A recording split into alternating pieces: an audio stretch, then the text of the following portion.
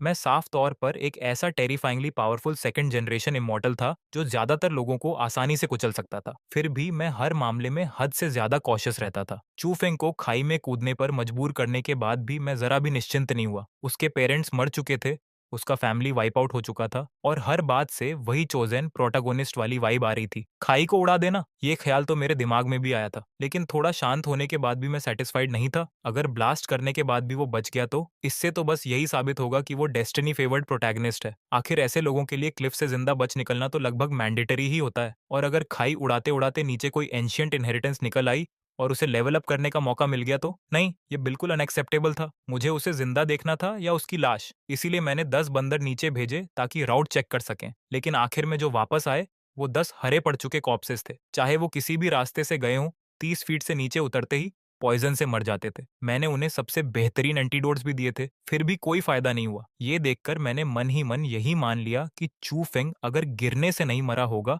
तो पॉइजन से जरूर मर जाएगा। लेकिन फिर भी एक प्रॉब्लम रह जाती थी, उसके पेरेंट्स मर चुके थे, मैं उसे यहाँ तक चेस करके लाया था और मेरे फुल असॉल्ट के बावजूद उसे खाई में कूदने का मौका मिल ही गया। ऐसी किस्मत किसी नॉवल के प्रोटैगनिस्ट जैसी ही लगती थी। अगर स्टोरी यूजुअल वे में चली तो नीचे उसे कोई इनक्रेडिबल अपॉर्चुनिटी मिल जाएगी और फिर वो रिवेंज लेने वापस लौटेगा। मैं ऐसा होने नहीं दे सकता था। थोड़ी देर सोचकर मैंने अपने ट्रस्टेड सबॉर्डिनेट को आदेश दिया, बाई चंशो को तुरंत बुलाओ और नीचे वाले पॉइजन का एंटीडोट बनवाओ। खाई के नीचे के सारे एग्जिट सील कर दो, अंदर जाने दो, बाहर नहीं निकलने देना। जो भी बाहर निकलने की कोशिश करे उसे मार डालो। ऊपर खाई के किनारे ट्रैप्स और पॉइजन भी बिछा दो। अगर चू फेंक किसी तरह जिंदा ऊपर चढ़ आया तो उसकी मौत यहीं तय कर दो। लेकिन इतने पर भी मुझे लगा कि अभी भी पर्याप्त नहीं है, इसलिए मैंने एमओइन की तरफ मुड़कर कहा, जांगफंग प्रिमिटिव फॉरेस्ट के सारे सिविलियंस को तियंडी सेलर में शिफ्ट कर दो। एक भी पीछे नहीं छूटना चाहिए। जो कोई जाने से मना करे उसे बेहोश करके उठा लाओ। बहस में समय मत बर्बाद करना, क्योंकि यूजुअल प्रोटैगनिस्ट स्क्रिप्ट में क्लिफ से गिरने के बाद हीरो को अक्सर कोई खूबसूरत वुमन बचा लेती है,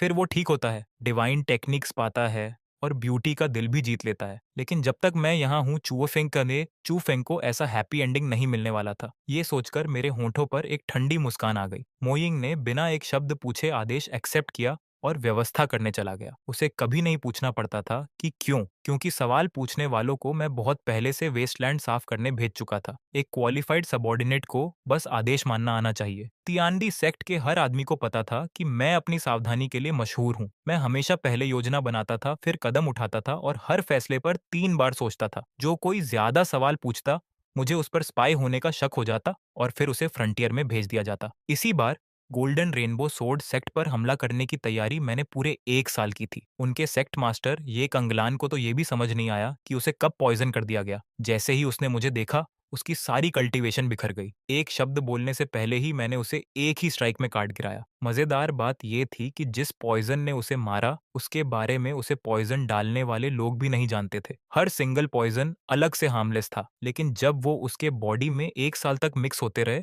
और मेरे साथ मौजूद एक स्पेशल फ्रेग्रेंस से रिएक्ट हुए तो वो बेहद घातक टॉक्सिन बन गए। वो मिरेक्युलस पॉइजन मेरे अच्छे दोस्त बाई क्विंशो ने तैयार किया था। सब कुछ सेट करने के बाद मैं गोल्डन रेनबो स्वॉर्ड सेक्ट पहुंचा। मेरे सबोर्डिनेट्स बैटलफील्ड को बड़ी ऑर्डरली तरह से साफ कर रहे थे। लाशें भी एकदम नीटली लाइन में रखी जा चुकी थीं, लेकिन चारों तरफ देखकर मेरा मूड तुरंत खराब हो गया। पास ही महिलाओं का एक ग्रुप था। कोई बस खाली आंखों से सामने देख रही थी, कोई बेकाबू होकर रो रही थी और कोई बेवजह हंस रही थी। मैं एक्सप्रेशनलेस होकर वहां गया। उस एरिया का स्क्वाड लीडर मेरा चेहरा देखकर तुरंत दौड़कर आया। कल्ट लीडर, ये महिलाएं गोल्डन रेनबो सोर्ड सेक्ट की डंजन से बचाई गई हैं। इनकी इमोशंस बहुत अनस्टेबल हैं और कुछ तो मेंटली कंफ्यूज्ड भी लग रही हैं, इसीलिए हम इन्हें प्रॉपर लाइन में नहीं खड़ा कर पाए। मैंने उसे घूरकर डांटा, तुम मूर्ख हो क्या? अगर ये शोर कर रही हैं तो इन्हें बेहोश कर दो। स्क्वाड लीडर ने हड़बड़ाकर सिर हिलाया। हाँ हाँ हाँ हाँ, ये सबोर्डिनेट अभी करता है। बोलते ही वह तेजी से बढ़ा और हर महिला की गर्दन पर एक वार कर दिया। थोड़ी ही देर में वे सब शांत होकर जमीन पर पड़ी थीं। फिर उसने दूसरे सबोर्डिनेट्स को बुलाकर उन्हें बिल्कुल सीधी कतार में सजा दिया। तभी जाकर मैंने संतुष्टि से सिर हिलाया। इन्हें वापस ले जाओ, ट्रीटमेंट कराओ, इनकी आइडेंटिटीज पता करो। जो ठीक हो जाए उन्हें यहाँ काम पर रखो। जिनकी मेंटल हालत खराब है उन्हें कंपैशन इंस्टीट्यूट भेज दो और सिटी लॉर्ड के हवाले कर दो। प्रोपेगेंडा डिपार्टमेंट से भी कहो कि इनकी कहानी पर कुछ आर्टिकल्स लिखे जाएंगे ताकि गोल्डन रेनबो सोर्ड सेक्ट की आलोचना हो। उनकी रेप्यूटेशन अगर जमीन में नहीं रगड़ी तो मैं सेटिस्फाइड नहीं होऊंगा। स्क्वाड लीडर ने तुरंत फिस्ट्स क्लास्प करके आदेश स्वीकार किया और लोगों को ट्रांसपोर्ट अरेंज करने दौड़ गया। फिर मैं दूसरी तरफ के प्रिजनर्स की ओर बढ़ा। और वह भी मेरे पीछे पीछे रिपोर्ट देता गया। कल्ट लीडर ये गोल्डन रेनबो सोर्ड सेक्ट के लोग हैं। फैमिलीज, गार्ड्स, सर्वेंट्स, कुल 166 लोग हैं। मेरे पास आते ही कुछ डर के मारे कांपने लगे और कुछ जोर जोर से गालियां देने लगे। ग्रेट डीमन, तुम शांति से नहीं मरोगे। राइटियस अलायंस तुम्हें नहीं छोड़ेगा। डीमन, हिम्मत है तो मुझे मार डालो। 18 साल बाद फिर से एक हीरो बनकर लौटूंगा। मैं उनकी तरफ देखकर ठंडा सा हंसा। मरना है, आसान है। मैं तुम्हारी विश पूरी कर सकता हूँ। तुम्हारे पास दो रास्ते हैं। एक, यहीं मर जाओ और नीचे जाकर ये फैमिली के स्लेव बने रहो। दूसरा, मेरे स्लेव बन जाओ और मेरे लिए वेस्टलैंड फील्ड साफ करो। चुन लो। मेरे बोलते ही आसपास के सबोर्डिनेट्स ने एक साथ अपनी ब्लेड्स निकाल ली। जो लोग अभी तक बहुत बोल रहे थे वे तुरंत सिर झुकाकर चुप हो गए, लेकिन कुछ जिद्दी लोग फिर भी चिल्लाते रहे। इसलिए मैंने हाथ हिलाया और उनके एग्जीक्यूशन का आदेश दे दिया। तलवारें चमकी, सिर लुढ़क गए, पूरा सीन एकदम खामोश हो गया। लेकिन थोड़ी देर की शांति के बाद फिर किसी ने चिल्लाना शुरू कर दिया, मॉन्स्टर, हेवन तुम्हें सजा देगा। मैं तुमसे लड़ूंगा। मैं उन्हें एक्सप्रेशनलेस होकर देखता रहा और हाथ नीचे किया। मेरे सबोर्डिनेट्स ने फिर वॉर किया। 2 राउंड्स ऑफ एग्जीक्यूशन के बाद सिर्फ 100 लोग बचे। इस बार किसी में भी गाली देने की हिम्मत नहीं बची थी। सब डर के मारे कांप रहे थे और कोई जोर से रोने तक की हिम्मत नहीं कर रहा था। मैं इस रिजल्ट से बहुत खुश था। आखिर हम दुश्मन थे। मुझे उन्हें सुधारने में दिलचस्पी नहीं थी और उन्हें भी मेरी बात समझ आने वाली नहीं थी। जो नहीं मानेगा मरेगा, जो मानेगा काम करेगा। इतना सिंपल था। ऊपर से एक्सपेंशन के लिए मैन पावर भी चाहिए थी। ये लोग कम से कम यूजफुल तो हो ही सकते थे। ठीक है, बचे हुए सब लोगों की कल्टीवेशन नष्ट कर दो, उन्हें सॉलिड हार्ट पिल्स खिलाओ और वेस्टर्न वेस्टलैंड भेज दो। मैं इतना रूथलेस क्यों था? इसका एक बड़ा कारण मेरी इमीडिएटली अनयूजुअल बर्थ भी थी। जन्म से ही मेरे मुंह में 4 तेज टाइगर फैंग्स थे। ऊपर और नीचे के दांत बहुत जल्दी बढ़ते थे और अगर उन्हें निकाल भी दिया जाए तो एक दिन में फिर उगाते थे। देखने में बड़ा डरावना लगता था। मेरे पेरेंट्स भी कभी समझ नहीं पाए कि ऐसा क्यों है। बहुत जांच पड़ताल के बाद भी सबने यही कहा कि मेरे स्ट्रेंज टीथ के अलावा मुझ में कोई गड़बड़ी नहीं है। उन्हें लगा कि ये कोई यूनिक गिफ्ट होगा। लेकिन जब मैं बड़ा हुआ तब गोल्डन रेनबो स्वॉर्ड सेक्ट की अगुवाई वाली राइटियस अलायंस ने इसी बात को मेरे खिलाफ इस्तेमाल किया। उन्होंने हर जगह अफवाह फैला दी कि मैं ब्लड डीमन का रीइंकार्नेशन हूँ और हर बुरे काम का दोष मुझ पर डाल दिया। आखिरकार मेरे पेरेंट्स को मेरी इनोसेंस साबित करने के लिए सुसाइड करने पर मजबूर कर दिया गया। सिर्फ अपनी रेपुटेशन बचाने के लिए राइटियस अलायंस ने मेरे पूरे परिवार को पूरी तरह खत्म नहीं किया। उस साल मैं 14 साल का था। मैं इतना रोया कि बेहोश हो गया और जब जागा तो ऐसा लगा जैसे मैं कोई दूसरा इंसान बन गया हूँ। सबको लगा कि मैं ट्रॉमा के कारण बदल गया हूँ, लेकिन किसी को नहीं पता था कि असली शाओ जुए तो दुख में मर चुका था। उसके बाद जो जागा वह अर्थ की एक सोल थी। शायद ट्रांसमाइग्रेशन के दौरान स्पेस टाइम फोर्सेस के असर से मुझे असाधारण कॉम्प्रिहेंशन मिल गई थी। जो टेक्निक एक बार देखता उसे तुरंत सीख लेता। जो भी मूव मेरे खिलाफ चलता मैं उसे अपनी टेक्निक बना लेता। इसी वजह से मैं सिर्फ 4 साल में सेकंड रेट मार्शल आर्टिस्ट से पियरलेस एक्सपर्ट बन गया। लेकिन कॉम्प्रिहेंशन के लिए भी फाउंडेशन चाहिए होती है। सिर्फ नॉवेल्स पढ़कर रातों रात इमॉर्टल नहीं बना जा सकता था। ग्रेट झाओ डायनेस्टी में इस वक्त origin, infant, 7th level experts की संख्या 10 से भी कम थी। हिडन एक्सपर्ट्स हों तो मुझे नहीं पता था, लेकिन मुझे भरोसा था कि मैं किसी भी एक को सामने की लड़ाई में हरा सकता हूँ। 2 के खिलाफ भी मैं डिसएडवांटेज में नहीं रहता और अगर फेयर फाइट की जरूरत ना हो तो उनमें से कोई भी मेरे सामने टिकता नहीं। आखिर जो भी मेरे साथ ड्यूएल तय करता मैं पहले ही उसे पॉइजन दे देता था। मैं ऑलरेडी विलेन था, ऑलरेडी डीमन था। मुझे राइचस सेक्स के रूल्स फॉलो करने की कोई जरूरत नहीं थी। दूसरी तरफ गोल्डन रेनबो सोर्ड सेक्ट से स्पिरिट पिल्स और ट्रेजर्स के ढेर बाहर लाए जा रहे थे। स्टीवर्ड ओल्ड जोंग दर्जनों अकाउंटेंट्स के साथ बैठकर सब कुछ रजिस्टर और काउंट कर रहा था। मुझे देखते ही वह जल्दी से बो करने आया। मैंने सिर हिलाया और उसके चेहरे पर पसीना देखकर बोला, ओल्ड जोंग, ये काम सर्वेंट्स को करने दो।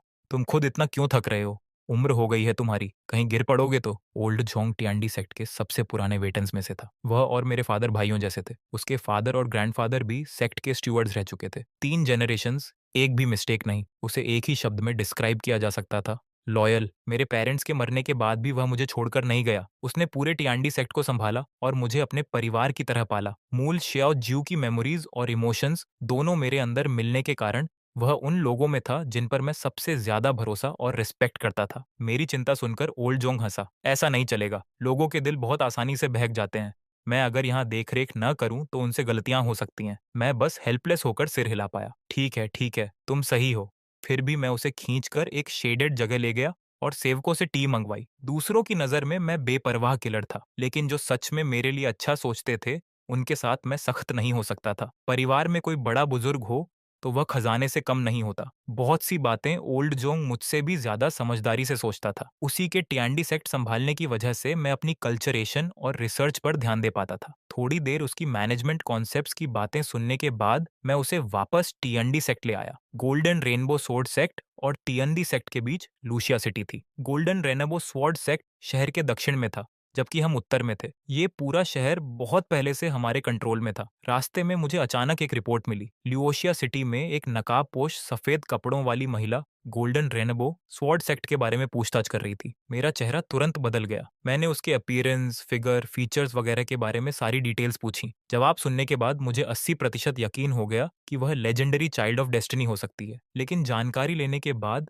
वह एकदम गायब हो गई थी, जैसे दुनिया से मिट ही गई हो। इससे मैं बहुत अनईजी हो गया। मैंने ओल्ड जोंग से विदा ली और डेथ क्लिफ की ओर दौड़ पड़ा। उस वक्त तक मेरे कहने के अनुसार ट्रैप्स और पॉइजन पहले ही बिछाए जा चुके थे। फिर भी मेरी भौहें तनी हुई थीं। मोइंग, मिस्टर बाई की कोई खबर आई? कल्ट लीडर को रिपोर्ट है। मिस्टर बाई कह रहे हैं कि डेथ क्लिफ के नीचे का पॉइजन बेहद यूनिक है। उसका मैचिंग एंटीडोट बनाने में 3 दिन लगेंगे। वह अभी मटेरियल्स कलेक्ट करने में लगे हैं। मैंने सिर हिलाया और बॉटमलेस अबिस की तरफ देखा। इन 3 दिनों में कोई ये गारंटी नहीं दे सकता था कि चू फेंग किसी और अपॉर्चुनिटी से नहीं बच निकलेगा। 20 एलिट डिसाइपल्स भेजो, उन्हें 4 ग्रुप्स में बांटो, हर ग्रुप में 5 लोग हों। 4 अलग अलग डायरेक्शन से डेथ क्लिफ के आसपास पेट्रोल करो। कुछ भी अनयूजुअल हो तुरंत रिपोर्ट करना। खास तौर पर ध्यान रखना कि कहीं सफेद कपड़ों वाली कोई वुमन तो नहीं। जी, ये सबॉर्डिनेट अभी व्यवस्था करता है। मो यिंग के जाने ही वाला था कि मैंने फिर उसे रोक लिया। रुको, उन्हें लेटेस्ट सोल चेसिंग पाउडर भी दे दो। अगर कोई संदिग्ध मिले तो पहले पॉइजन करो, फिर सवाल पूछो। और उन्हें बता दो कि खाई के 10 मील के अंदर एक बर्ड तक को नजरअंदाज नहीं करना। हो सकता है वह भी किसी ने ट्रांसफॉर्म किया हो। हर चीज की बारीकी से जांच करनी है। मेरी सावधानी मो यिंग की कल्पना से भी बाहर थी, लेकिन वह इसकी आदत डाल चुका था। मेरे जाने के बाद मैं अकेला क्लिफ किनारे खड़ा रहा। अगर चू फेंग सचमुच डेस्टिनी फेवर्ड था तो उसे तरह तरह के मिराकुलस अपॉर्चुनिटीज जरूर मिलेंगे। मैं हर एक्स्ट्रा प्रिकॉशन के साथ अपनी चांसेस और मजबूत कर रहा था। मैं उसे कमबैक का जरा सा भी मौका नहीं दे सकता था। मैं अभी अपनी प्लान की रिव्यू कर ही रहा था कि अचानक मुझे स्पिरिचुअल एनर्जी की बहुत हल्की सी फ्लक्चुएशन महसूस हुई। अगले ही पल वह गायब हो गई। तुरंत मैंने अपना डिवाइन सेंस फैला दिया। Origin infant 7th level expert की टेरिफाइंग प्रेशर ने आसपास के 100 माइल्स को सील कर दिया और मैंने इंडिस्क्रिमिनेट अटैक्स शुरू कर दिए। जैसा कि उम्मीद थी, कुछ ही देर की बॉम्बार्डमेंट के बाद एक बेहद खूबसूरत व्हाइट क्लोथ वुमन को अपनी स्पिरिचुअल एनर्जी से डिफेंस करते हुए बाहर आना पड़ा। तुम कौन हो और यहाँ क्यों हो? उस खूबसूरत महिला ने अपना डिस्गाइज हटाया और मेरे सामने आ गई। मैं हैरान रह गया। मुझे उम्मीद नहीं थी कि कोई ऐसा ट्रेजर भी होगा जो ओरिजिन इन्फेंट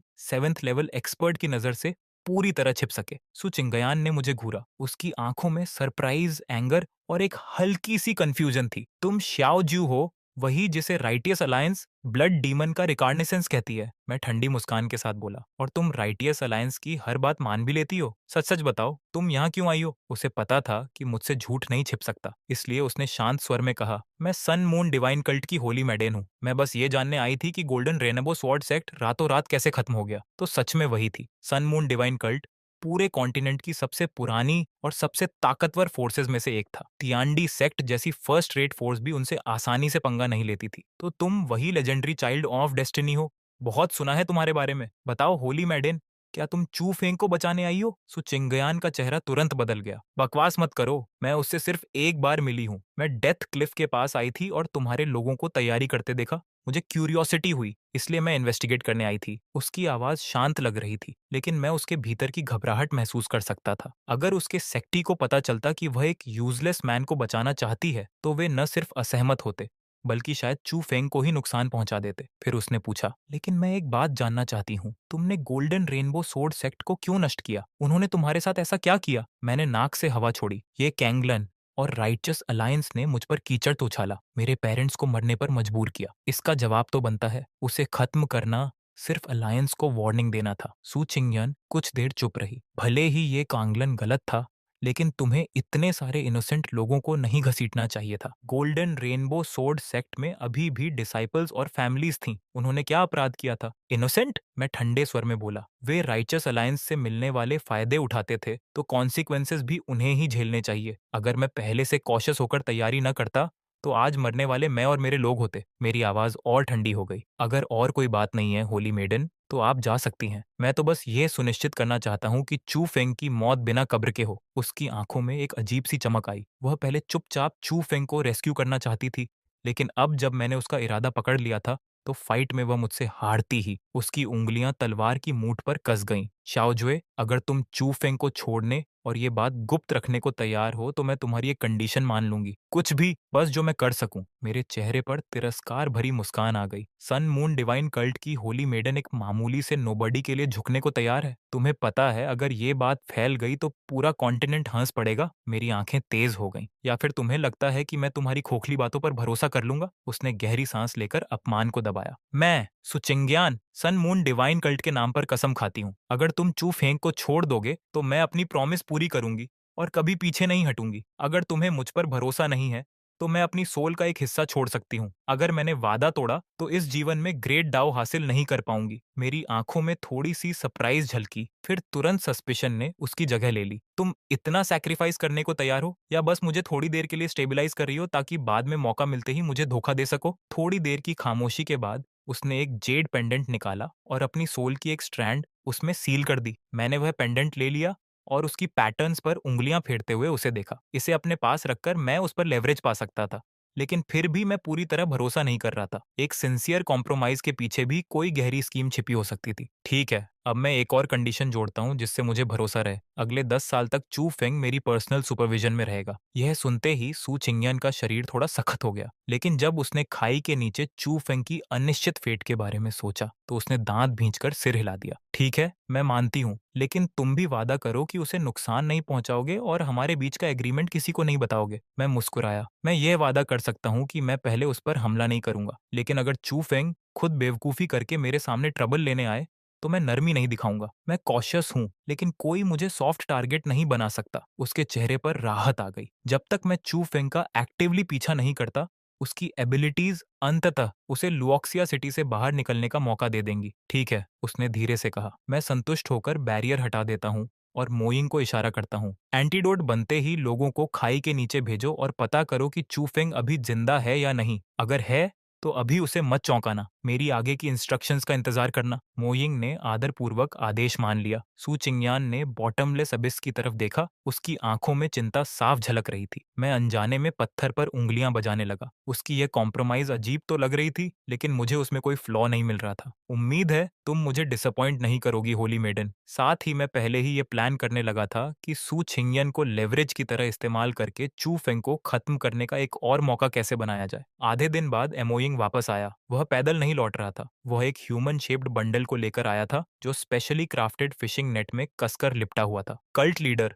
हमने उसे ऊपर निकाल लिया। मोइंग ने वह बंडल जमीन पर फेंका और एक्सप्रेशनलेस होकर रिपोर्ट किया। इस बच्चे की लक अनबिलीवेबल है। नीचे का पॉइजनस मायाज़मा तो पत्थर तक घोल देता है, फिर भी उसे सिर्फ आधे फुट चौड़ी एक दरार मिल गई और वह उसी में फंस गया। वह पॉइजन पिट में गिरा ही नहीं और मोइंग रुका। उसकी आंखों में एक अजीब सा भाव आ गया। जब ये सबोर्डिनेट उसे ढूंढ रहा था, उसके शरीर के चारों तरफ हल्की सी हरी रोशनी की परत तैर रही थी जो आसपास फैले जहरीले धुएं का ज्यादातर असर रोक रही थी। लेकिन ये सुनकर मैं जरा भी हैरान नहीं हुआ। उल्टा मेरे होंठों पर एक ठंडी मुस्कान आ गई। जैसा मैंने सोचा था, बिल्कुल वैसा ही। जो प्रोटैगोनिस्ट खाई से गिरकर बच जाता है, उसे कोई ना कोई हेवन डिफाइंग अपॉर्चुनिटी तो मिलती ही है। अगर वो इतनी आसानी से गिरकर या जहर से मर जाता तो फिर उसे चाइल्ड ऑन ऑफ डेस्टिनी कौन कहता। दूसरी तरफ सु चिंग्यान की नजर जमीन पर पड़े बेहोश चुफेंग पर गई। उसकी फटी हुई नीली पोशाक और बदहाल हालत देखकर उसकी आंखों में दया की एक झलक उभरी। वो आगे बढ़कर उसकी हालत देखने ही वाली थी कि मैंने अचानक तलवार आगे बढ़ाकर उसका रास्ता रोक दिया।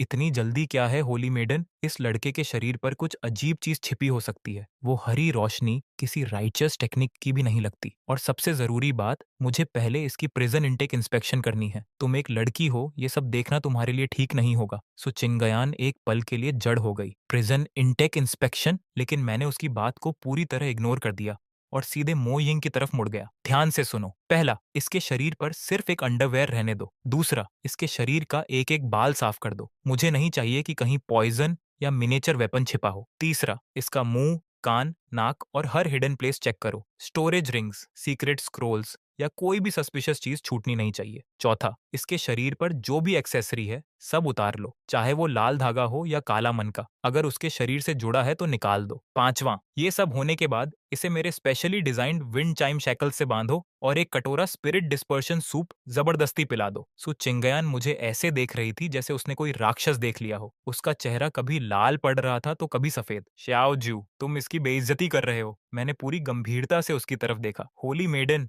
तुम गलत समझ रही हो। इसे ह्यूमिलिएशन नहीं, सेफ्टी इंस्पेक्शन कहते हैं। मार्शियल वर्ल्ड में कितने एक्सपर्ट्स सिर्फ एक मामूली रिंग को इग्नोर करके अंत में पलटवार में मारे गए हैं, इसका कोई हिसाब नहीं। मैं बस सबकी सेफ्टी का ध्यान रख रहा हूँ। लगभग 15 मिनट बाद गहरी बेहोशी में डूबा चू फेंग मेरे सामने लाया गया। उसके बगल में एक ट्रे रखी थी जिसमें उसकी सारी बैलेंसिंग्स जमा थी। मेरी नजर चांदी के टुकड़ों और साधारण पिल्स पर बस एक पल के लिए गई, फिर सीधे एक साधारण से काले आयरन रिंग पर टिक गई जो देखने में पूरी तरह बेकार लग रही थी। मिल गया। मेरे मन में ठंडी हंसी गूंज उठी। मैंने उसे हाथ से छूने की भी जहमत नहीं उठाई। स्पिरिचुअल एनर्जी से उसे हवा में उठाया और सीधे 10,000 ईयर मिस्टिक आइस से बने एक बॉक्स में फेंक दिया। उस बॉक्स पर 81 लेयर्स की सीलिंग टैलिस्मन्स लगी हुई थी। मो यिंग, इस बॉक्स को टियांडी सेक्ट हेडक्वार्टर्स के नीचे मौजूद स्पिरिटलेस पूल में फेंक दो। दो ओरिजिन इन्फेंट एल्डर्स 24 घंटे इसकी निगरानी करेंगे। अंदर से चाहे किसी के दादा की आवाज आए, किसी एंसेस्टर की आवाज आए या कोई स्पिरिट सुप्रीम कल्टीवेशन टेक्निक देने का वादा करे, किसी भी हालत में इसे खोला नहीं जाएगा। तभी चू फेंग धीरे धीरे होश में आने लगा। आंखें खुलते ही उसने सबसे पहले मुझे अपने सामने खड़ा देखा। शाओ जुए, तुम दानव हो, मारना है तो मार दो, यातना देनी है तो दे दो, लेकिन इस तरह बेइज्जती करना कैसी ताकत है। उसकी हालत बेहद कमजोर थी, लेकिन उसकी आंखों की आग अभी भी बुझी नहीं थी। सचमुच एक स्टैंडर्ड प्रोटैगोनिस्ट की तरह जिसकी बैकबोन कभी नहीं टूटती। फिर अचानक उसकी नजर सो चिंग्यान पर पड़ी और उसकी आंखें ऐसे चमक उठी जैसे उसने कोई उद्धारकर्ता देख लिया हो। मिस चिंग्यान, आप सनमून डिवाइन कल्ट की होली मैडेन है। आप राइटनस की मिसाल है। मुझे बचाइए, इस दानव को मार दीजिए। अगर मैं आज बच गया तो एक दिन मैं चुप। मैंने उसकी बात पूरी होने से पहले ही काट दी। फिर उसके सामने जाकर ऊपर से नीचे तक उसे देखा और होंठों पर व्यंग्य भरी मुस्कान आ गई। चू फेंग, क्या तुम्हें लगता है कि होली मेडन को देखकर तुम्हारे अंदर कॉन्फिडेंस आ गया है? मैंने सिर घुमाकर सू चिंग्यान की तरफ देखा। होली मेडन ये चाहता है कि तुम मुझे मार दो। हमारे एग्रीमेंट की खातिर क्यों ना तुम खुद इसे पूरी सिचुएशन समझा दो। सू चिंग्यान ने गहरी सांस ली और आगे बढ़ी। उसकी आवाज शांत लेकिन ठंडी थी। चू फेंग, जिंगहोंग सोर्ड सेक्ट की घटना के बाद कल्ट लीडर शाओ तुम्हारी जान बख्शने को तैयार हुआ है, लेकिन अगले 10 साल तक तुम्हें टीएनडी सेक्ट के अंदर रहना होगा। मैं तुम्हारे लिए इससे बेहतर रिजल्ट हासिल नहीं कर सकी। ये सुनते ही चू फेंग ऐसा लग रहा था जैसे उस पर बिजली गिर गई हो। तुमने तुमने इसके साथ डील कर ली? तुम एक डीमन के साथ समझौता कैसे कर सकती हो? कहीं ऐसा तो नहीं कि तुम भी इससे डर गई हो? नहीं, ये नामुमकिन है। तुम होली मेडन हो। तुम्हें मर जाना चाहिए था, लेकिन झुकना नहीं चाहिए था। उसके चेहरे पर ऐसा भाव था मानो पूरी दुनिया ने जस्टिस को धोखा दे दिया हो। ये देखकर मैं खुद को हंसने से नहीं रोक पाया। कमाल है, सचमुच चाइल्ड ऑफ डेस्टिनी कहलाने के लायक हो। तुम जैसे लोग हमेशा सोचते हो कि पूरी दुनिया तुम्हारे चारों तरफ घूमनी चाहिए। तुम्हें बचाना सबकी जिम्मेदारी है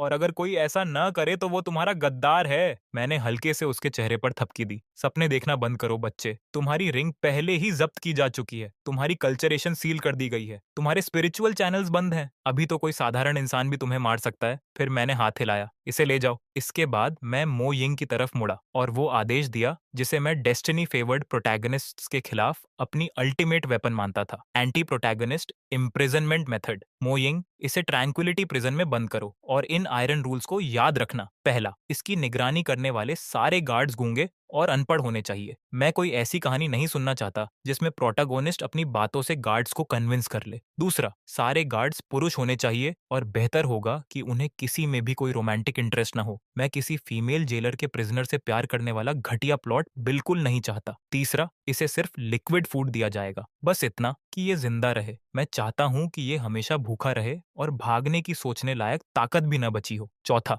हर 3 दिन में इसकी सेल बदल दी जाएगी। लोकेशन पूरी तरह रैंडम होगी। इसे कभी टीएनडी सेक्ट का लेआउट समझ नहीं आना चाहिए। पांचवा, इसकी सेल में 24 घंटे तेज रोशनी जलेगी। इसे ढंग से सोने मत देना। मैं चाहता हूं कि इसका दिमाग पूरी तरह थक जाए और ये किसी डीप कल्टीवेशन स्टेट में प्रवेश ही न कर सके। यहाँ तक कि मो यिंग के भी रोंगटे खड़े हो गए। वो मुझे ऐसे देख रहा था जैसे किसी लेजेंडरी मॉन्स्टर को देख रहा हो। ये इम्प्रीजनमेंट नहीं था, ये उससे कहीं बदतर था। ऐसी हालत में तो इमॉर्टल्स भी पागल हो जाते। इसे ले जाओ। जैसे ही चू फेंग को घसीट कर ले जाया गया, उसकी गुस्से भरी आवाज धीरे धीरे दूर होती चली गई। सू चिंगयान वहीं खड़ी मेरी सारी तैयारियां देख रही थी। उसके दिल में धीरे धीरे ठंडक उतरती जा रही थी। उसने अपनी पूरी जिंदगी में कभी इतना कॉशियस, इतना कैलकुलेटिंग और ह्यूमन नेचर को इतनी गहराई से समझने वाला विलेन नहीं देखा था। पहली बार उसे लगा कि 10 साल के लिए हॉस्टेज बनने का फैसला शायद किसी अथाह खाई में कदम रखने जैसा था। क्या हुआ होली मेडन? क्या तुम्हें लगता है कि मैं बहुत क्रूअल हूं? मैं उसकी तरफ मुड़ा और फिर से वही रिफाइंड और एलिगेंट मुस्कान चेहरे पर ले आया। यहाँ तक कि मैंने रूमाल निकालकर वो हाथ भी साफ किया जिससे अभी कुछ देर पहले छू फेंग के चेहरे को छुआ था। कुछ पल की खामोशी के बाद उसने सिर हिलाया। जीतने वाला ही इतिहास लिखता है। बस तुमने उसकी कल्टीवेशन खत्म कर दी, उसे पावरलेस बना दिया। फिर भी तुम एक साधारण रिंग से इतना क्यों डर रहे हो? मैंने हाथ पोंछना बंद किया और उसकी तरफ देखा। मेरी आंखें अचानक बेहद गहरी और डरावनी हो गईं। होली मेडन, क्या तुम्हें पता है विलेंस हमेशा क्यों हारते हैं? क्यों? क्योंकि उन्हें लगता है कि जीत तय हो चुकी है और फिर वे दिखावा करने लगते हैं। मैंने रूमाल को स्पिरिचुअल फायर से राख बना दिया और धीमी आवाज में कहा, लेकिन मैं सिर्फ एक तरह के दुश्मन पर भरोसा करता हूँ, जो पूरी तरह मर चुका हो। अगर मैंने तुमसे वादा किया है कि चू फेंग 10 साल जिंदा रहेगा, तो मैं यह भी सुनिश्चित करूंगा कि उन 10 सालों में उसे दोबारा उठ खड़े होने का 1% मौका भी न मिले। इतना कहकर मैं डेथ क्लिफ के नीचे फैले बादलों के समुद्र को देखने लगा। लेकिन मेरे दिमाग में एक और समस्या घूम रही थी। चू फेंग तो फिलहाल संभाल लिया गया था, लेकिन उस रिंग के अंदर छिपा ओल्ड मॉन्स्टर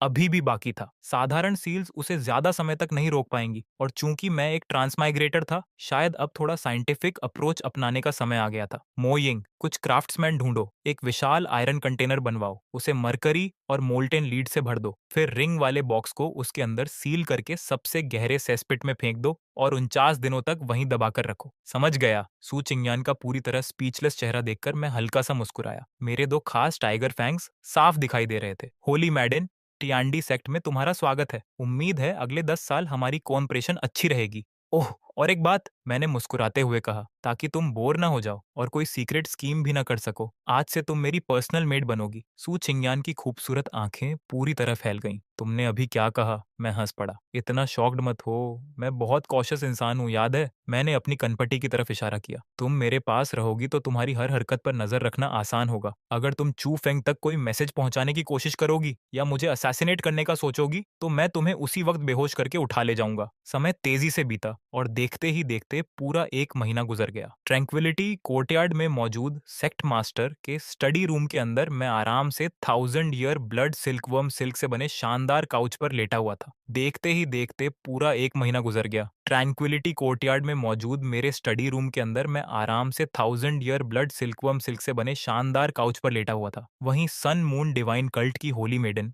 सू छिंगयान, जो पिछले 1 महीने से चुपचाप अपनी चोटों से रिकवर कर रही थी, इस समय मेरे बगल में खड़ी थी। उसके हाथ में एक ताजा स्पिरिट फ्रूट था, लेकिन उसके चेहरे का भाव ऐसा लग रहा था मानो उसे हर सेकंड यातना दी जा रही हो। दांत भींचते हुए उसने कहा, कल्ट लीडर, कृपया इसका आनंद लीजिए। इतना कहकर उसने फल मेरे मुंह की तरफ बढ़ा दिया, लेकिन मैंने मुंह खोलने की बजाय धीरे धीरे अपनी आंखें उठाईं और उस फल को ऐसे देखने लगा जैसे वो कोई बायोलॉजिकल वेपन हो। इसे छीलने से पहले क्या तुमने इसके 36 वाइटल पॉइंट्स पर पॉइजन टेस्टिंग सिल्वर नीडल लगाई थी? नाइफ को स्टेरिलाइज करने के लिए 15 मिनट तक उबाला था? और सबसे जरूरी, मैंने उसकी सफेद उंगलियों की तरफ इशारा किया, क्या तुमने अपने हाथ 3 बार धोए थे? सूचिंग यान ने गहरी सांस ली। उसके सीने का उतार चढ़ाव साफ बता रहा था कि वो अपने गुस्से को दबाने की पूरी कोशिश कर रही है। श्याओ जू, मैंने अपनी आंखों से मो यिंग को कुछ देर पहले ये फल पेड़ से तोड़ते देखा है। नाइफ तुम्हारी है, मैंने हाथ धोए हैं। अब तुम इसे खाओगे या नहीं? मैंने शांत भाव से सिर हिलाया। होली मेडन, यही तो तुम्हारी सबसे बड़ी गलती है। इंसान को हमेशा हिडन डेंजर से सावधान रहना चाहिए, खासकर तब जब उसके सामने एक ऐसी मेड खड़ी हो जो साफ साफ यहाँ रहना नहीं चाहती। क्या पता तुमने अपने नाखूनों के नीचे कलरलेस और ओडरलेस स्पिरिट डिस्पर्शन पाउडर छिपा रखा हो। फिर मैंने गंभीरता से फल की तरफ इशारा किया। पहले तुम इसे खाओ। ये सुनते ही सु चिंगयान का चेहरा गुस्से से लाल पड़ गया। उसने बिना एक शब्द बोले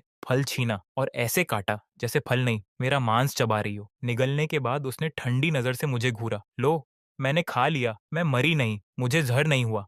अब खुश? लेकिन मैं फिर भी नहीं हिला। मैं बस उसे देखता रहा और मन ही मन गिनती करने लगा। 1, 2, 3 और ऐसे ही 300 तक। पूरे 5 मिनट गुजरने के बाद जब मुझे यकीन हो गया कि उसकी सांसें सामान्य हैं और चेहरे का रंग भी नहीं बदला, तभी मैंने संतुष्टि से सिर हिलाया। अच्छा है, लगता है इसमें जहर नहीं था। इतना कहकर मैंने ट्रे से दूसरा फल उठाया और वही खाने लगा। वैसे जिस फल को तुमने काटा था, उस पर तुम्हारी लार लग चुकी है।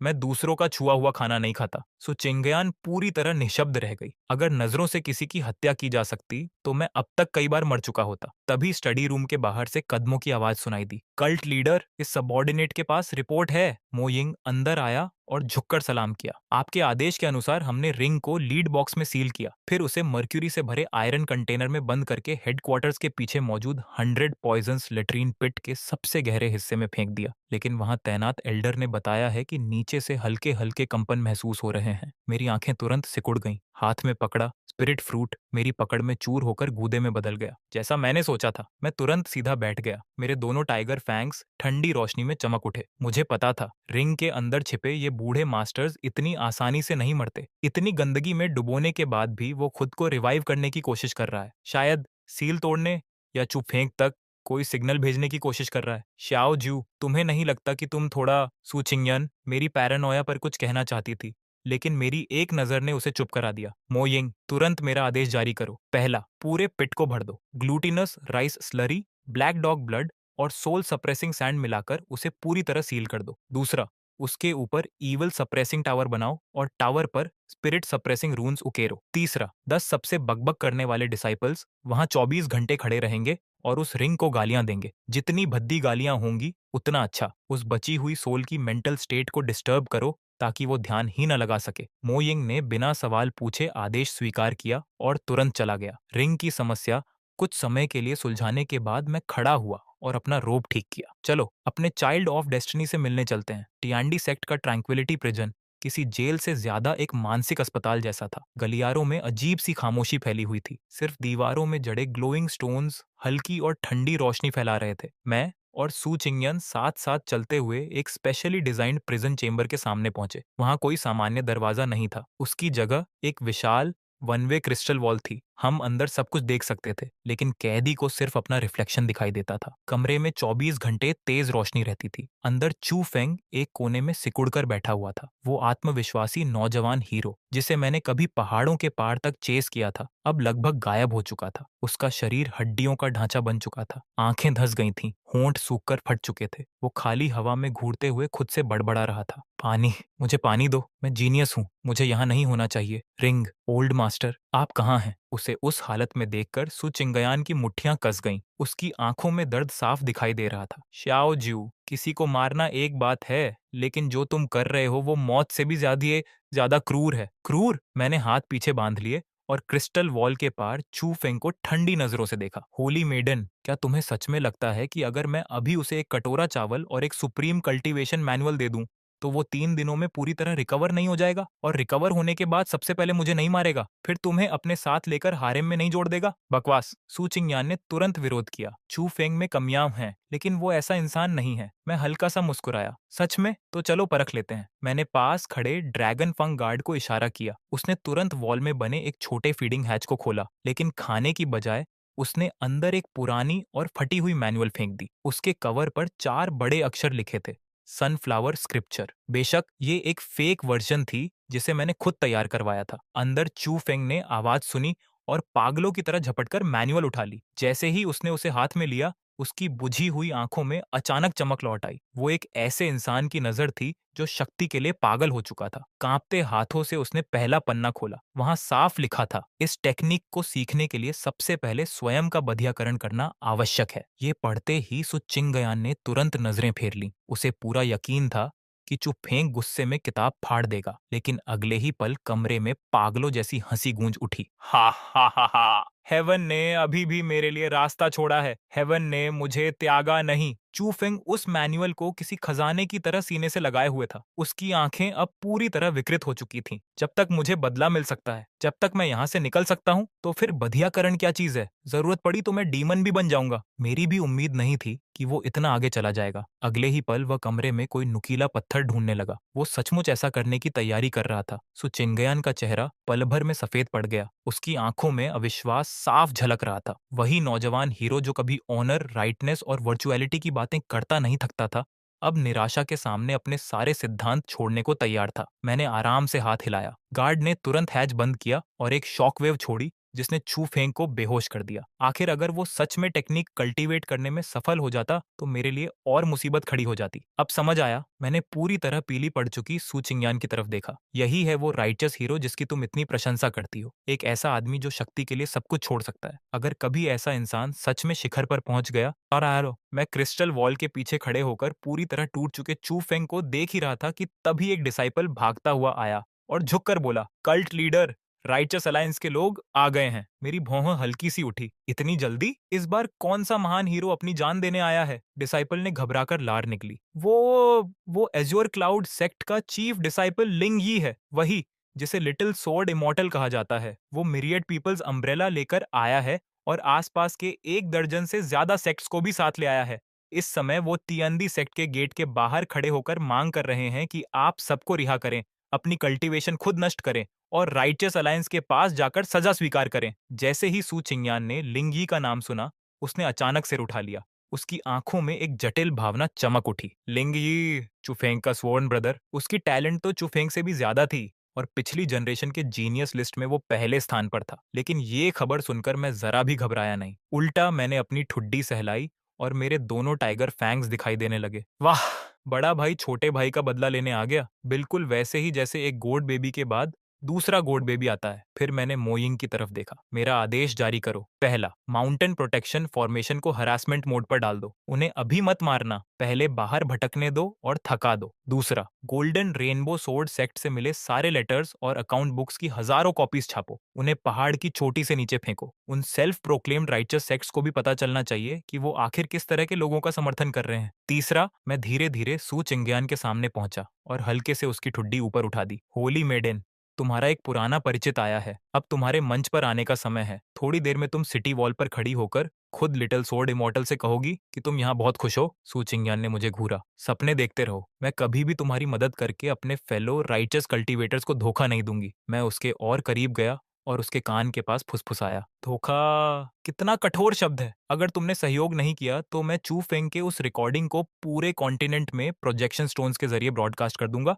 जिसमें वो खुद को कास्ट्रेट करने की तैयारी कर रहा था। फिर पूरी दुनिया उसका ग्लोरियस मोमेंट देखेगी। बताओ, उसके बाद तुम्हारे सीनियर ब्रदर लिंगी क्या अब भी उसके लिए जान जोखिम में डालेगा? सो चिंगयान का शरीर कांप उठा। उसने मुझे ऐसे देखा जैसे किसी असली दानव को देख रही हो। श्याओ ज्यू, तुम सच में नीच हो। मैंने बस अपना कॉलर ठीक किया और बाहर की ओर चल पड़ा। मेरी आवाज कॉरिडोर में गूंज उठी। तारीफ के लिए धन्यवाद। याद रखो, कल्टीवेशन वर्ल्ड में जिंदा रहने के लिए डेस्पिकेबल होना अक्सर सबसे बड़ा गुण होता है। कुछ ही देर बाद हम माउंटेन गेट पर पहुंच गए। वहां पहले से ही लोगों की भीड़ जमा थी। सबसे आगे एजर क्लाउड सेक्ट के सफेद रोब्स पहने एक युवा खड़ा था। उसके पैरों के नीचे एक नीली फ्लाइंग स्वॉर्ड तैर रही थी। उसके पीछे मायरियड पीपल्स अम्ब्रेला सुनहरी रोशनी छोड़ते हुए हवा में लटका था, जिससे वो किसी स्वर्ग से उतरे हुए राइचस सेवियर जैसा लग रहा था। उसके पीछे सैकड़ों तथाकथित राइचस हीरोज खड़े थे जो हथियार उठाकर गुस्से में चिल्ला रहे थे। श्याओ ज्यू, बाहर निकल और मौत का सामना कर। लिंग यी की आवाज गरजते हुए आसमान में फैल गई और माउंटेन प्रोटेक्शन फॉर्मेशन तक हिल उठा। मैं सिटी वॉल के ऊपर खड़ा था, लेकिन तुरंत सामने नहीं आया। सबसे पहले मैंने अपने रोब्स के नीचे पहनी हुई 3 लेयर्स की high grade silk armour check की। फिर स्लीव्स के अंदर छिपे कंसील्ड नीडल लॉन्चर्स और इमरजेंसी एस्केप टैलिस्मेंस की जांच की। उसके बाद एक हाई लेवल एंटीडोट पिल निगल ली। सारी तैयारी पूरी होने के बाद ही मैं आराम से वॉल के पास गया। और हाँ, खुले में नहीं खड़ा हुआ। मैं एक स्पेशली क्राफ्टेड 3 फुट मोटी one way mistake gold blast shield के पीछे जाकर खड़ा हो गया। अरे, ये तो मशहूर लिटिल स्वॉर्ड इमॉर्टल निकले। मेरी आवाज एम्प्लीफिकेशन फॉर्मेशन के जरिए चारों तरफ फैल गई। इतनी दूर से आए हो, क्या बात है? टियांडी सेक्ट ज्वाइन करना चाहते हो?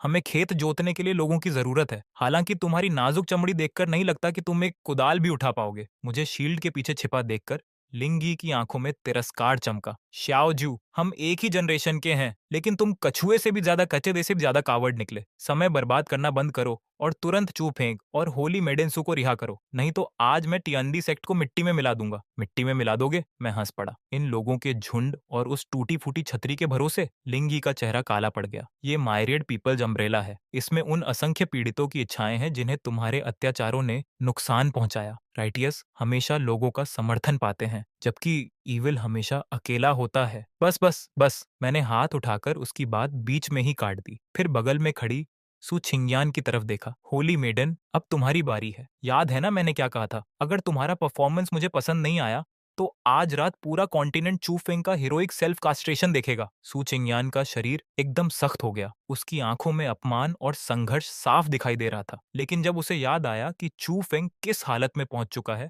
और वो रिकॉर्डिंग पब्लिक होने पर क्या होगा, तो आखिरकार उसने गहरी सांस ली और आगे बढ़ गई। जैसे ही लिंग यी ने उसे देखा, उसकी आंखों में खुशी और स्नेह एक साथ फूट पड़े। चिंगयान! उसने जोर से पुकारा। डरो मत, मैं अभी तुम्हें बचाता हूं। क्या इस दानव ने तुम्हें पॉइजन दिया है? क्या इसने तुम्हारे ऊपर रिस्ट्रिक्शंस लगाई हैं? बस मुझे बताओ। नीचे खड़े राइटियस कल्टीवेटर भी तुरंत चिल्लाने लगे। होली मैडेन, चिंता मत कीजिए, जरूरत पड़ी तो जान देकर भी आपको बचाएंगे। लेकिन अगले ही पल सू छिंगयन के मुंह से निकले शब्दों ने पूरे बैटलफील्ड को खामोश कर दिया। सीनियर ब्रदर लिंग, आप सब लोग वापस चले जाइए। उसकी ठंडी आवाज पहाड़ों में गूंज गई। मैं तियांडी सेक्ट में अपनी इच्छा से रह रही हूँ। क्या? लिंग यी लगभग अपनी फ्लाइंग सोर्ड से गिर पड़ा। ऐसा लग रहा था मानो उस पर बिजली गिर गई हो। अपनी इच्छा से? चिंगयन, तुम क्या बकवास कर रही हो? इस दानव ने हजारों लोगों को मारा है, गोल्डन रेनबो सोर्ड सेक्ट को नष्ट कर दिया। तुम ऐसा कैसे कह सकती हो? सू छिंगयन ने आंखें बंद कर ली और दांत भींचते हुए पहले से तैयार एक्सप्लेनेशन सुनाने लगी। गोल्डन रेनबो सोर्ड सेक्ट वैसा नहीं था जैसा तुम सोचते हो। ये फैमिली गुप्त रूप से ईविल कल्टीवेटर्स के साथ मिलकर काम कर रही थी और फीमेल कल्टीवेटर्स के खिलाफ अनगिनत अपराध कर चुकी थी। कल्ट लीडर शाओ अंधाधुंध हत्या करने वाला व्यक्ति नहीं है। मैं यहाँ सच की जांच करने के लिए रुकी हूँ।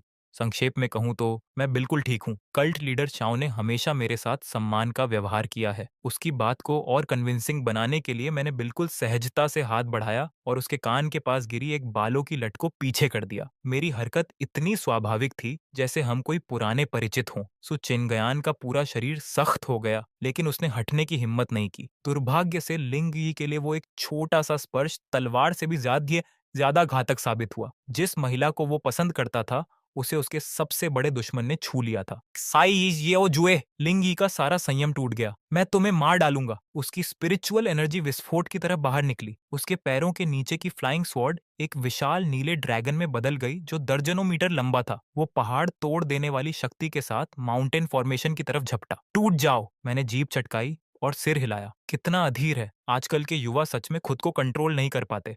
खैर, चूंकि हमला उसने पहले किया है तो सेल्फ डिफेंस तो जायज होगा, है ना? फिर मैंने उंगलियां चटकाई। मो Ying, immortal slaying Gatling formation activate करो। जब वो खुद को लिटिल स्वॉर्ड इमॉर्टल कहता है तो उसे ओवरवेलमिंग फायर पावर का मतलब भी समझा दो। जैसा आदेश। मो यिंग की आवाज गूंजते ही टियांदी सेक्ट की दीवारों पर बने सैकड़ों हिडन कंपार्टमेंट्स खुल गए, लेकिन उनमें से बोज या मैजिकल आर्टिफैक्ट्स नहीं निकले। उनकी जगह 10,000 ईयर मिस्टिक आयरन से बने मोटे काले ट्यूब्स बाहर आए। हवा में एक विशाल स्पिरिचुअल चार्जिंग साउंड गूंज उठा। अगले ही पल पूरा आसमान आग से भर गया। ये साधारण प्रोजेक्टाइल्स नहीं थे। हर मेटल डार्ट पर एक्सप्लोजिव टैलिस्मेंस और आर्मर ब्रेकिंग टैलिस्मेंस लगे हुए थे, जिन्हें मैंने पिछले 1 महीने में खुद बनाया था। सबसे खतरनाक बात यह थी कि हर प्रोजेक्टाइल पर बाइचेंशो का नया पॉइजन भी लगा हुआ था। देखते ही देखते अनगिनत एक्सप्लोजन्स एक लगातार चलने वाले तूफान में बदल गए। लिंग ही का विशाल नीला ड्रैगन मेटल स्टॉर्म से टकराते ही बिखर गया। ये कैसी वेपन है? उसका चेहरा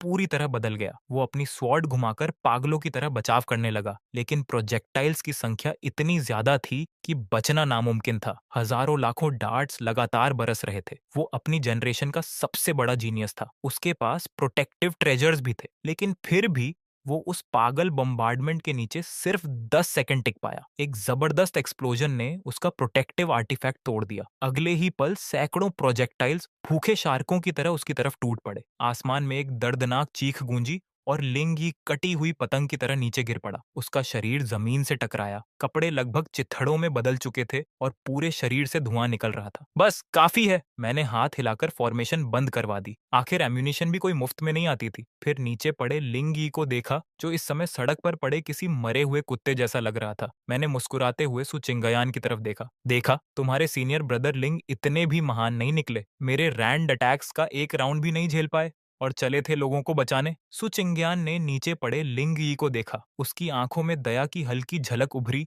लेकिन साथ ही उसने राहत की सांस भी ली, क्योंकि उसके दिल की गहराई में वो जानती थी, अगर लिंग यी सचमुच फॉर्मेशन तोड़कर अंदर घुसने में सफल हो जाता तो शायद उसके सामने इंतजार कर रही चीज मौत से भी कहीं ज्यादा भयानक होती। लो जी, फिर वही कहानी। लिंग यी को निपटाने के बाद भी मैं अपनी सतर्कता जरा भी कम करने को तैयार नहीं था। मैंने बेहोश पड़े उस जीनियस की तरफ इशारा किया और ठंडी आवाज में आदेश दिया, इसके पास जो भी है सबकी तलाशी लो, चाहे चीज कितनी भी मामूली क्यों न लगे। कुछ भी छूटना नहीं चाहिए। ज्यादा देर नहीं लगी, लिंग यी को घसीटकर डंजियन में डाल दिया गया, जबकि मो यिंग एक ट्रे लेकर मेरे सामने आया। उस ट्रे पर एक टूटी हुई तलवार और एक साधारण सा लकड़ी का टोकन रखा हुआ था। Culture leader. इसके पास कोई रिंग नहीं मिली, सिर्फ यही वुडन टोकन गले में लटका हुआ था। हमने हर तरीका आजमाया, लेकिन इसकी डोरी नहीं टूटी। आखिर स्पिरिचुअल एनर्जी से काटना पड़ा। मैंने टोकन उठाया और जैसे ही उसे छुआ, मुझे कुछ अजीब महसूस हुआ। वो हल्का गर्म था और उसकी सतह पर एक प्राचीन प्रतीक उकेरा हुआ था। मैंने डिवाइन सेंस से उसकी जांच की, लेकिन मेरी स्पिरिचुअल परसेप्शन उसके अंदर ऐसे समा गई जैसे समुद्र में पत्थर गिर जाए। मेरा चेहरा तुरंत बदल गया। बिना एक पल गनवाए मैंने टोकन को उसी हेविली सील बॉक्स में फेंक दिया। मुझे पता था, इन जीनियसेस के पास हमेशा कोई ना कोई चीट होता है। रिंग नहीं तो टोकन, टोकन नहीं तो टैटू। लिंगी के पीछे शायद चू फेंक की रिंग वाले बूढ़े से भी ज्यादा खतरनाक चीज छिपी है। कोई अपर रेल्म एक्सपर्ट या एंशियंट इनहेरिटेंस। मैं तुरंत ऊंची आवाज में बोला, मोयेंग, इस टोकन को अलग तरीके से संभालो। इसे सेस्पिट में मत फेंकना। कहीं किसी अपर रेल्म मॉन्स्टर को नाराज कर दिया तो मुसीबत हो जाएगी।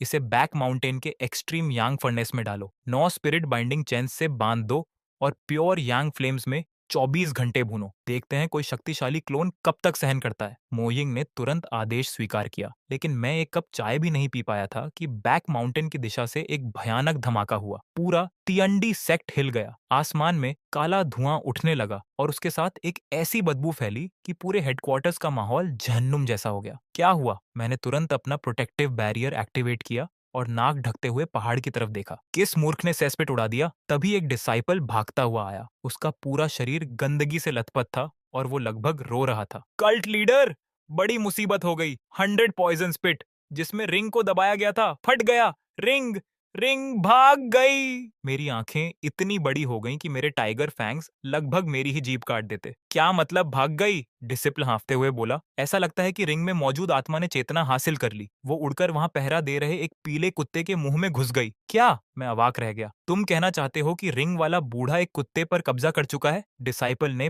पागलों की तरह सिर हिलाया। हाँ, जैसे ही कुत्ते ने रिंग निगली, उसकी आंखों से सुनहरी रोशनी निकलने लगी। फिर वो इंसानों की भाषा में बोलने लगा, 30 साल का अपमान मुझे रोक नहीं सकता। अब मैं डॉग दाव की साधना करूंगा और तुम्हारे पूरे सेक्ट को नष्ट कर दूंगा। इतना कहकर वो किसी अजीब मूवमेंट टेक्निक का इस्तेमाल करके बिजली की तरह भाग गया। कुछ पल के लिए पूरा हॉल खामोश हो गया। यहाँ तक कि सू चिंगयान के होंठ भी फड़कने लगे, क्योंकि वो हंसी रोकने की कोशिश कर रही थी। कल्टीवेशन वर्ल्ड में बहुत अजीब चीजें होती थीं, लेकिन एक लेजेंडरी रिंग ग्रैंडपा का इमॉर्टल कल्टीवेशन डॉग बन जाना, ये कुछ ज्यादा ही अबसर्ड था। दूसरी तरफ मेरा चेहरा कोयले से भी काला हो चुका था। धत्त तेरे की, मैंने हर चीज की गणना की थी, लेकिन ये नहीं सोचा था कि वो बेशर्म बूढ़ा अपनी इज्जत छोड़कर एक कुत्ते पर कब्जा कर लेगा। मैंने गहरी सांस ली, लेकिन जितना सोचता गया उतना मामला गंभीर लगता गया। ये बहुत बुरा हुआ। एक इंटेलिजेंट डॉग जिसके पास कल्टीवेशन नॉलेज हो और जो मुझसे खून का बदला लेना चाहता हो, वो चू फेंग से भी ज्यादा खतरनाक है। मेरी आंखों में भयानक सतर्कता चमक उठी। तुरंत आदेश जारी करो। लेवल 1 वॉर रेडीनेस एक्टिवेट करो। 500 मील के दायरे में डॉग हंटिंग डिक्री लागू किया जाता है। हर कुत्ते को पकड़ कर लाओ। नर, मादा, काला, सफेद, जंगली, पालतू, मुझे फर्क नहीं पड़ता, सबको लाओ। खासकर वो कुत्ते जो जरूरत से ज्यादा समझदार दिखते हों या 2 पैरों पर चलने की कोशिश करते हों। गलत कुत्ता पकड़ लेना बेहतर है, लेकिन असली को छोड़ना नहीं। लेकिन मैं अभी खत्म नहीं हुआ था। और बाय चंशो को भी सूचना भेजो। एंटीडोट रिसर्च बंद करो। अभी से एंटी रेबीज मेडिसिन और स्पेशल डॉग किलिंग पॉइजन पर काम शुरू करे। उस कुत्ते को समझना होगा कि मेरे इलाके में कुत्तों को भी मेरे नियम मानने पड़ते हैं। आखिरकार सु चिंगयान खुद को रोक नहीं पाई। श्याओ जू, क्या तुम्हें नहीं लगता कि तुम थोड़ा ओवर रिएक्ट कर रहे हो? वो सिर्फ एक कुत्ता है। मैं तुरंत उसकी तरफ मुड़ा और सीधा उसकी आंखों में देखा। होली मेडन, तुम्हें समझ नहीं आ रहा। साधारण कुत्ते डरावने नहीं होते। पढ़े लिखे बदमाश कुत्ते डरावने होते हैं। एक कल्टीवेशन डॉग कहीं भी घुस सकता है, कहीं भी छिप सकता है, फॉलोअर्स इकट्ठा कर सकता है, केओस फैला सकता है और अंतहीन मुसीबतें खड़ी कर सकता है। ऐसे अनस्टेबल वेरिएबल को बड़ा होने से पहले खत्म करना जरूरी है। इतना कहकर मैं तलवार लेकर आसमान में उड़ गया। Old Jong, dog capture squad तैयार करो। अगर 500 मील के अंदर की एक एक इंच जमीन भी खोदनी पड़े, तब भी उस कुत्ते को ढूंढ निकालेंगे। अगले 3 दिन पूरे तियंडी सेक्ट के लिए किसी दुस्वप्न से कम नहीं थे। हर तरफ एक अजीब माहौल था जिसमें किलिंग इंटेंट, डिसइंफेक्टेंट और डॉग फूड की मिली जुली गंध फैली हुई थी। 500 मील के अंदर रहने वाले हर कुत्ते की जिंदगी नरक बन चुकी थी। जो जेल कभी अपराधियों के लिए इस्तेमाल होती थी, अब उसमें हजारों कुत्ते भरे हुए थे। Village dogs, hunting dogs, wolf dogs, huskies, यहाँ तक कि कुछ फॉक्सेस भी, जिन्हें दूर से देखने पर कुत्ता समझा जा सकता था, सबको पकड़कर पूछताछ के लिए लाया गया था। मैं अपने थ्रोन पर काले चेहरे के साथ बैठा हुआ था और ताज़ा रिपोर्ट सुन रहा था। कल्ट लीडर, पहले 500 कुत्तों की स्क्रीनिंग पूरी हो चुकी है। Roasted meat test, intimidation test और कई दूसरे परीक्षण किए गए। उनकी प्रतिक्रियाएं सिर्फ लार टपकाना, भौंकना और लोगों को काटने की कोशिश करना थी। कोई एबनॉर्मेलिटी नहीं मिली। डॉग ऑनत्यान उनमें नहीं है। मो यिंग की आंखें थकान से लाल हो चुकी थीं। मैंने थ्रोन के आर्मरेस्ट पर उंगलियां धीरे धीरे थपथपाईं और गहरी सोच में डूब गया। रिंग वाला बूढ़ा सचमुच बहुत चालाक निकला। कुत्ते पर कब्जा करने के बाद उसने खुद को पूरी तरह छिपा लिया था। जितना ज्यादा मैं इस बारे में सोचता, उतना ही बेचैन हो जाता, क्योंकि कोई साधारण कुत्ता होता तो अब तक अपनी पहचान जरूर खोल देता, लेकिन ये वाला अब तक पूरी तरह गायब था। इसका मतलब सिर्फ एक ही था, रिंग के अंदर छिपा वो बूढ़ा मेरी कल्पना से भी ज्यादा धैर्यवान, ज्यादा खतरनाक और ज्यादा सावधान था। और यही एहसास मेरे दिल की बेचैनी को और बढ़ा रहा था। जब डॉग हंट पूरी तरह बेकार साबित होती दिख रही थी और मुझे लगने लगा था कि वो बूढ़ा कुत्ता सचमुच गायब हो चुका है, तभी एक नई रिपोर्ट आ गई। कल्ट लीडर, माउंटेन विलेज में कुछ अजीब हुआ है। गांव वालों का कहना है कि विडो वांग का बूढ़ा पीला कुत्ता, जो आमतौर पर पूरे दिन सोता रहता था, कल अचानक पागल हो गया। पहले उसने चिकन कूप में घुसकर सारे मुर्गों को मार डाला,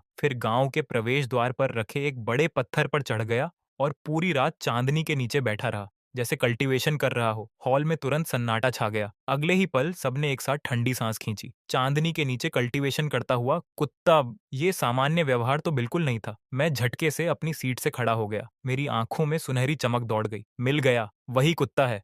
मुर्गों को मारना साफ तौर पर यांग एनर्जी एब्जॉर्ब करने के लिए था और चांद के नीचे बैठना ये एसेंस इकट्ठा करने के लिए। आज तरीके की था। उस बूढ़े मॉन्स्टर ने अपने नए शरीर के साथ मेरी उम्मीद से कहीं तेजी से तालमेल बिठा लिया है। मैंने तुरंत एमोइंग की तरफ इशारा किया। सबको इकट्ठा करो, इमॉर्टल बाइंडिंग रोप्स लाओ, डीमन सप्रेशन टावर भी साथ लो, और बाय केंशो की लेटेस्ट क्रिएशन मत भूलना, सुपर अल्टीमेट इररेसिस्टिबली डिलीशियस मीट बंस। इस बार सब खत्म कर देंगे, अब कोई गलती नहीं होगी। उसी रात विडो वांग के घर के बाहर वो बूढ़ा पीला कुत्ता चक्की के पत्थर पर पद्मासन मारकर बैठा हुआ था। उसके आगे के पंजे किसी अजीब कल्टीवेशन जेस्चर में जुड़े हुए थे और उसकी आंखों में ऐसी प्राचीन नफरत थी जो किसी साधारण जानवर में नहीं हो सकती थी। मन ही मन वो गालियां दे रहा था। धत्त तेरे की श्याओजू, उस हरामखोर ने इस वेनेरेबल डैन सोवेरेन को ऐसी हालत में पहुंचा दिया। कभी मैं अपर रेल्म्स का सुप्रीम एक्सपर्ट था और आज एक कुत्ते के शरीर में कल्टीवेशन कर रहा हूं। अगर मैंने बदला नहीं लिया तो मैं खुद को कुत्ता कहलाने के लायक भी नहीं समझूंगा। तभी अचानक उसकी नाक फड़की।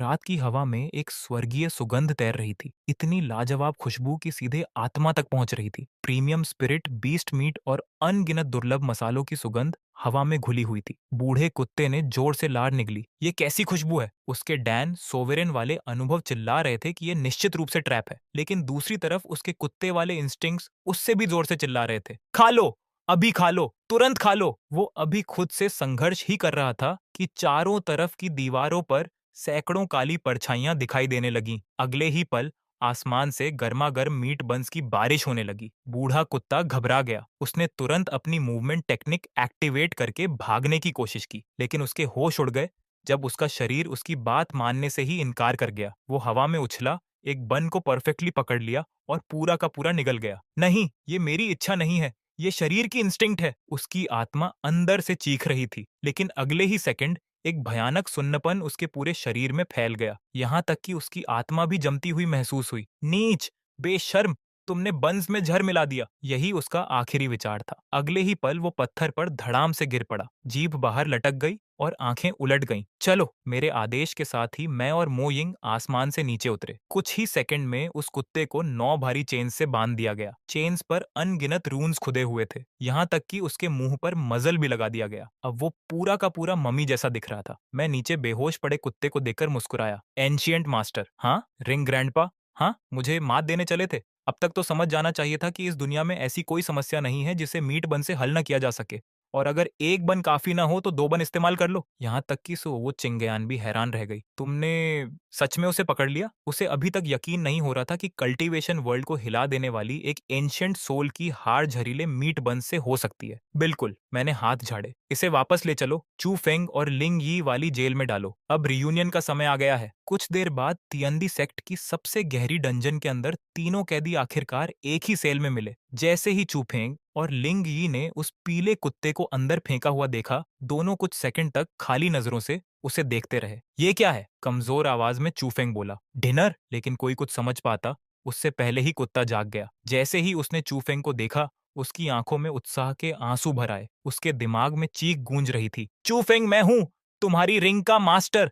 ये बेवकूफी भरा मजल उतारो, मैं हमें यहाँ से निकाल सकता हूँ। लेकिन उसके मुंह से जो निकला वो था भौं भौं भौं भौं। चूफेंग ने भौहें सिकोड़ ली। ये कुत्ता इतना शोर क्यों कर रहा है? लिंगी भी चिढ़ गया। शायद पागल कुत्ता है। शाओजुए सच में सबको जानवर समझता है। रिंग ग्रैंडपा लगभग पागल हो गया। उसने जमीन पर पंजों से सिंबल्स बनाकर संदेश देने की कोशिश की, लेकिन दुर्भाग्य से मैंने ये संभावना पहले ही सोच रखी थी। ऑब्जर्वेशन विंडो के पास लगे एक बटन को दबाते ही फ्लोर में हल्का इलेक्ट्रिक फील्ड एक्टिवेट हो गया। कुत्ता तुरंत कांपने लगा और पागलों की तरह उछल कूद करने लगा। एक अक्षर तक पूरा नहीं लिख पाया। दिलचस्प। मैं क्रिस्टल विंडो के पीछे खड़ा मुस्कुराया। लगता है हमारे कैनाइन फ्रेंड में हिडन डांसिंग टैलेंट भी है। फिर मैंने एम्पलीफिकेशन अरे एक्टिवेट कर दी। Good evening everyone. चूंकि आज एक भावुक रियूनियन हो रहा है, मैंने तुम्हारे लिए एक छोटा सा गेम तैयार किया है। सेल के बीचों बीच जमीन से एक प्लेटफॉर्म ऊपर उठने लगा। उसके ऊपर सिर्फ एक पिल रखी हुई थी। ये एकमात्र एंटीडोट है। ये मेरे पॉइजन को पूरी तरह खत्म नहीं करेगी, लेकिन कुछ समय के लिए सफरिंग कम कर देगी। तुम तीनों को 7 डे गट रेंडिंग पॉइजन दिया गया है। इलाज न मिलने पर दर्द हर दिन बढ़ता जाएगा और हर 7 दिन में सिर्फ एक एंटीडोट मिलेगी। जिसे पिल मिलेगी वो आराम से रहेगा, बाकी लोग पीड़ा सहेंगे। ये साइकोलॉजिकल ट्रैप मैंने अपनी पिछली अर्थ वाली जिंदगी से सीखा था। अगर दुश्मन को शारीरिक रूप से नष्ट न किया जा सके तो मानसिक रूप से तोड़ा जा सकता है। सेल के अंदर का माहौल तुरंत बदल गया। चूफेंग की आंखें उस पिल पर टिक गईं। पिछले दिनों की यातना उसे पहले ही उसकी सीमा तक पहुंचा चुकी थी। लिंग ये अभी भी कुछ हद तक समझदार था, लेकिन सर्वाइवल इंस्टिंक्ट को वो भी पूरी तरह इग्नोर नहीं कर सकता था। और जहां तक कुत्ते की बात थी, उसे एंटीडोट की जरूरत नहीं थी, लेकिन उसे पता था कि अगर बाकी दोनों लड़ने लगे तो कोलेटरल डैमेज सबसे पहले उसी को होगा। चूफेंग, इसके जाल में मत फंसो, ये ट्रैप है, लिंगी चिल्लाया। सीनियर ब्रदर, लेकिन ये दर्द। चूफेंग लड़खड़ाते हुए प्लेटफॉर्म की तरफ बढ़ा। उसकी आंखें हर सेकंड और अंधेरी होती जा रही थीं। बूढ़ा कुत्ता पागलों की तरह भौंकने लगा, भौं भौं भौं। लेकिन अगले ही पल चूफेंग अचानक झपटा और सीधे लिंगी के घावों पर मुक्का जड़ दिया। दोनों तुरंत एक दूसरे से लड़ने लगे। कुत्ता जान बचाने के लिए गोल गोल भागने लगा ताकि लड़ाई के बीच न फंस जाए। क्रिस्टल विंडो के पीछे खड़ी सु चिंग्यान का चेहरा पूरी तरह सफेद पड़ गया। शाओ ज्यू, तुमने मानव स्वभाव को उसकी सीमा तक धकेल दिया है। वो भय से देख रही थी कि जिन लोगों की वो कभी प्रशंसा करती थी, वही अब जंगली जानवरों की तरह एक दूसरे पर टूट पड़े थे। मैं आराम से बैठा और अपने लिए चाय का एक कप भर लिया। होली मेडन, यही असली दुनिया है। मुझे उंगली तक उठाने की जरूरत नहीं पड़ती। जब सर्वाइवल दांव पर हो तो इंसान खुद ही खुद को नष्ट कर लेता है। डेस्टिनी, टैलेंट, हीरोइक रेप्यूटेशन, डर के सामने इन सब की कोई कीमत नहीं होती। मैंने चाय की चुस्की ली और हल्की मुस्कान के साथ कहा, और ये तो बस शुरुआत है। आखिरकार वो so called child of destiny कभी दुनिया नहीं बदल पाया। इसके उलट ओल्ड जोंग और मेरी संयुक्त देखरेख में ग्रेट जो डायनेस्टी ने ऐसा स्वर्णिम युग देखा जैसा उसके इतिहास में पहले कभी नहीं आया था। मैंने बड़े बड़े सेक्ट्स द्वारा कल्टीवेशन रिसोर्सेज पर बनाए गए मोनोपोली को पूरी तरह खत्म कर दिया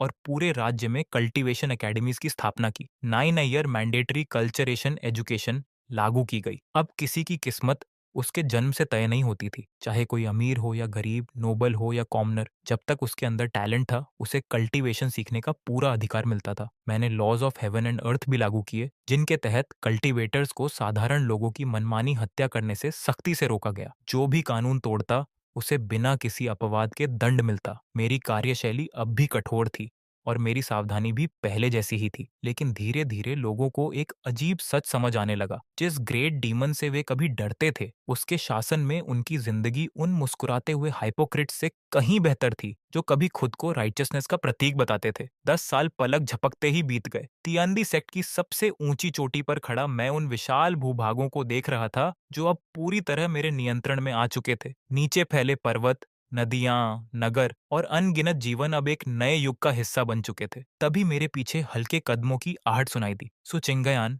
धीरे धीरे चलकर मेरे पास आ खड़ी हुई। पिछले 10 वर्षों में वह टियांडी सेक्ट की प्रसिद्ध वाइस कल्ट लीडर बन चुकी थी, जिसका सम्मान पूरे संसार में किया जाता था। कुछ देर तक वह चुपचाप खड़ी रही, फिर धीमी आवाज में बोली, 10 साल का समझौता खत्म हो चुका है। हमारे वादे के अनुसार अब मैं जा सकती हूँ। मैंने उसकी तरफ देखा। मेरे चेहरे पर हमेशा की तरह शांति थी। हाँ, तुम जा सकती हो। तुम्हारा सोल जेड तो मैंने कई साल पहले ही लौटा दिया था। अब तुम पूरी तरह स्वतंत्र हो। सुचिंगयान कुछ नहीं बोली। हवा उसके बालों को हल्के हल्के उड़ा रही थी, जबकि उसकी नजर दूर क्षितिज पर टिकी हुई थी। इन 10 वर्षों में उसने सब कुछ देखा था। उसने देखा था कि कैसे एक दुनिया द्वारा नफरत किया गया विलेन धीरे धीरे एक नए युग का निर्माता बन गया। उसने राइचियसनेस के झंडों के पीछे छिपा हुआ पाखंड भी देखा था। और सबसे महत्वपूर्ण बात, उसने समझ लिया था कि मेरी लगभग जुनूनी सावधानी के पीछे दुनिया के भविष्य के प्रति एक गहरी जिम्मेदारी छिपी हुई थी। लंबी खामोशी के बाद उसने धीरे से सिर उठाया और मेरी आंखों में देखा। फिर वह मुस्कुराई। वह मुस्कान इतनी सुंदर थी जैसे वसंत की धूप में जमी हुई बर्फ पिघल रही हो। दुनिया बहुत बड़ी है, उसने धीरे से कहा, लेकिन अब उसमें मेरे लिए कोई जगह नहीं बची। राइटियस फैक्शंस मुझे गद्दार मानती हैं, डिमोनिक फैक्शंस मुझे बाहरी समझती हैं। सिर्फ तुम्हारे साथ खड़े होकर ही मुझे लगता है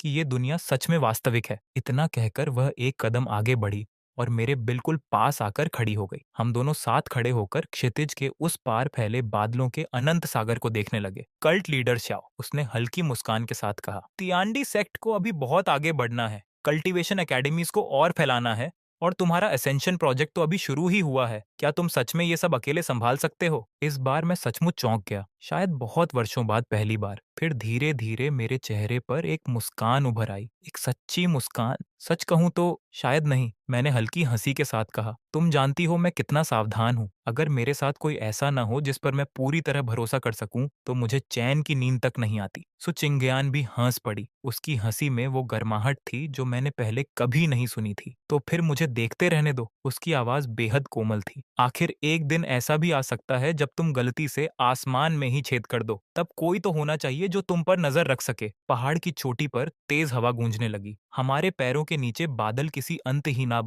अंतहीन महासागर की तरह लुढ़क रहे थे। हम दोनों एक साथ खड़े रहे। इस बार किसी ने कुछ नहीं कहा, लेकिन अब शब्दों की जरूरत भी नहीं थी। हमारे पीछे वो साम्राज्य खड़ा था जिसे हमने मिलकर बनाया था, और हमारे सामने अनगिनत अनजानी चुनौतियां हमारा इंतजार कर रही थीं। और कई वर्षों में पहली बार मैंने अपने भीतर एक ऐसी भावना महसूस की जिसे मैं शायद हमेशा दबाता आया था। न सावधानी, न संदेह, न गणना, बल्कि पूर्ण विश्वास। जैसे जैसे सूरज बादलों के ऊपर उगने लगा, हमारी परछाइयां क्षितिज पर साथ खड़ी रहीं, अडिग, अटल, मानो स्वर्ग और पृथ्वी के बीच सबसे स्थिर दृश्य वही हो।